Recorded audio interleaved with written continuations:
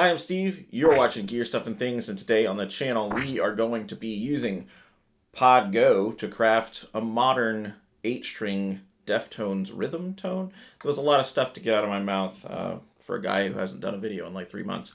But I did have a few requests for more Deftones tone crafting inside of Podgo. So here we are crafting, and we're using an 8-string. So let's get into Podgo Edit and start crafting this tone.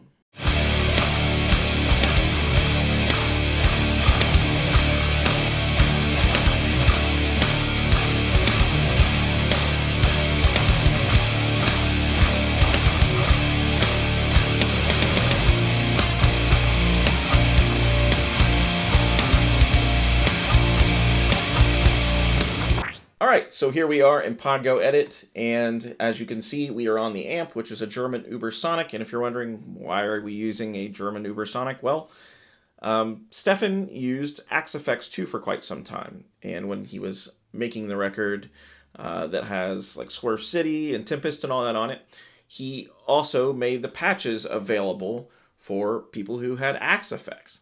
So what I did is go look at those patches and kind of copy the settings as best I could into Podgo. So this is a facsimile of that. It's of course not exactly the same patch he uses, which is what he shared publicly, but it is a version of that for folks who want to get his tone at home using an 8-string. And I've dialed it in to work pretty well with this guitar to capture some of that modern Deftones era chugginess. So yeah, let's just start talking about the tone then. All right, let's get into Podgo and start getting down to the nitty gritty here. All right, so German Ubersonic is our amp. Drive 3.5, just where it feels good with this particular guitar with these particular pickups. You may have to adjust it to taste, of course, but this got me pretty close to the sound I was going for. Bass 4.1. Not very high. I will say with an 8-string, you're going to get a lot of low anyhow, so you really kind of have to be precious about how you dial things in there, particularly using certain IRs in conjunction with this. It just gets a little hairy. So for me, with this guitar, with the IR I'm using, 4.0 or 4.1 is where it's set. Same type of area with the mids, around 4 o'clock. Or 4.0, I don't know why I said clock. You can judge me. It's been a long time since I've done a YouTube video. Feel free to judge. Judge away. Anyway, treble 8.0, presence 7.7, basically 8.0, just where it sounded best with this guitar, trying to capture these tones. Volume 6.5. I believe that's default for this particular amp. Master 4.0. That's where it sounded best. It's where I left it. Sag 0.3. I keep sag low when I'm dealing with distorted tones that aren't trying to do classic rock type of stuff. I don't need natural tube bloom when I'm dealing with chugs. It's unnecessary. It doesn't work well either. And any of the Helix or Line 6 products, sag being low for chuggy stuff tends to work pretty well. Just been my experience. You can also totally disregard my opinion. Perfectly fine. I disregard my opinion all the time. So does the rest of the world. Anyhow, Ripple 5.0, which is default. Bias 5.0, which is not default. It's 2 more than default, which was 3.0. Just wanted a little more oomph in there. And the Bias X 3.0, which is default. And from there, we'll move into our preamp section here. So we are using the Scream 808, which is essentially a Tube Screamer clone. Gain is at 0.5, so barely on at all.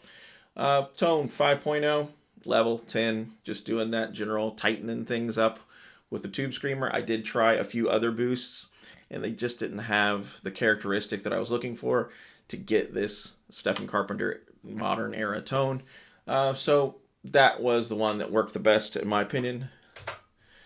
And yeah, that's pretty much it for this tone as far as the preamp section. I'm sure some of you probably saw that I had this lit up for a second. We'll get into that in a few. But let's go into our IR. I am using a Zilla cab that is mic'd with a 421. I have the low cut at 120.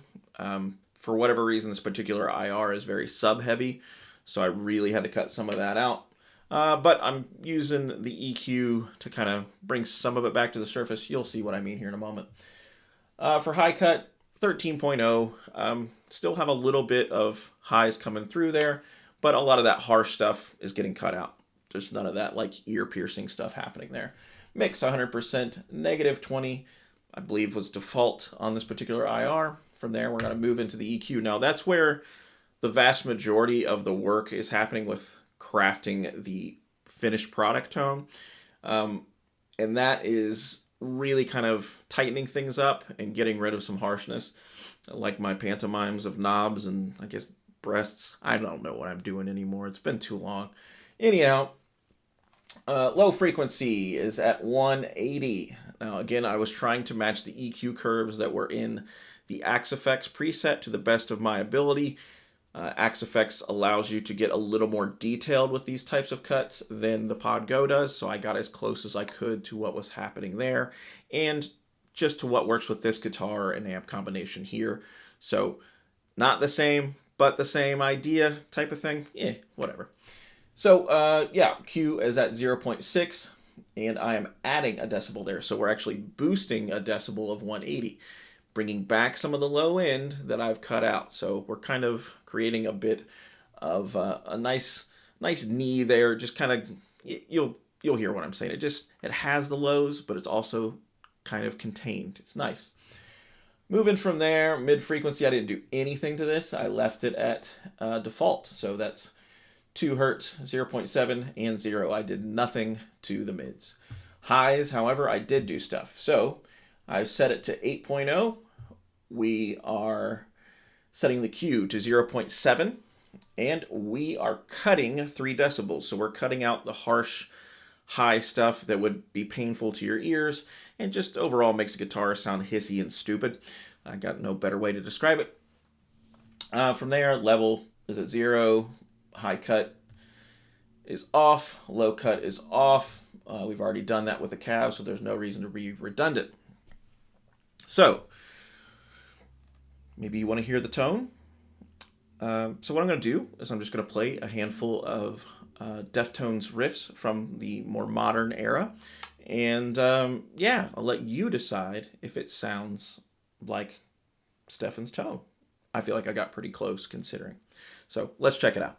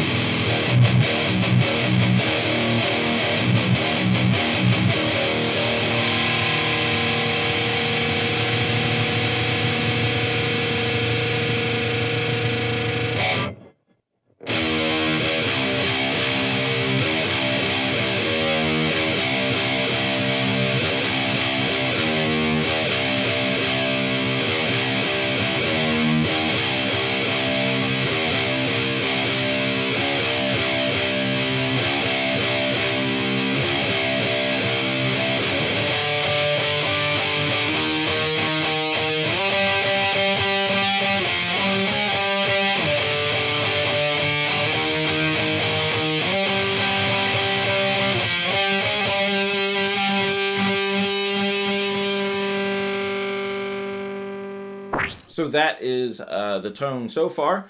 I think it gets pretty close to hitting on what those records sound like, or at least getting in the ballpark of Stefan's rhythm tone from those.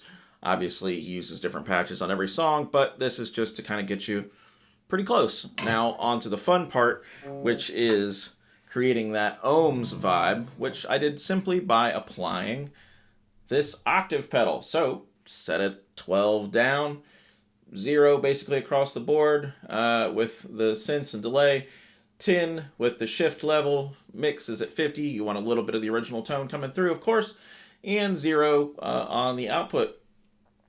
And that leaves us with this.